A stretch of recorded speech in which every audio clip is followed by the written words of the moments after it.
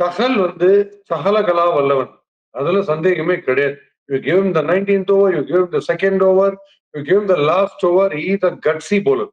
அவர் என்ன பண்ணுவாரு, பால நல்லா தூக்கி அதை நம்ம புரிஞ்சுக்க மாட்டோம் மைண்ட். பால டாஸ் பண்ணுவாரு, எங்க பண்ணுவாருன்னா wide outside off stump பண்ணுவாரு, not to the reach of the batter. இந்த ரெண்டு விஷயத்த மைண்ட்ல வச்சுக்கணும்.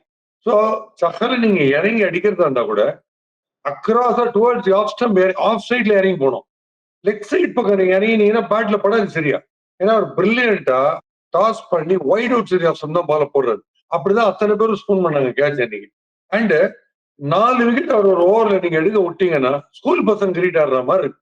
அதுவும் இந்த கம்போஸ் ஒரு போல்டான பார்த்தீங்களா, அவர் இம்மீடியட்டா சாக் பண்ணிடணும் தெரிஞ்சு. நீங்க இனிமே பேட்டே தொடாது, போலிங் மட்டும் போட்டு போயிட்டு அது ஒரு கன்றாவி. அந்த மாதிரி யாராவது அவுட் பாத்துருக்கீங்களா? எவ்வளவு பேட் அது.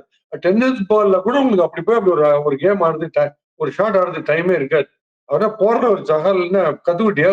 அதனால அது ரொம்ப ரொம்ப பேடு. தூபே தான் பெஸ்ட் ஹிட்டர்னா அவர் தான் ஸ்ட்ரைக் ரேட் எடுத்துக்கணும். ஏன்னா உள்ள வந்ததுல இருந்து ஒரு 15-20 பால் ஒரு ஸ்ட்ரைக் கிடைக்கல அவருக்கு.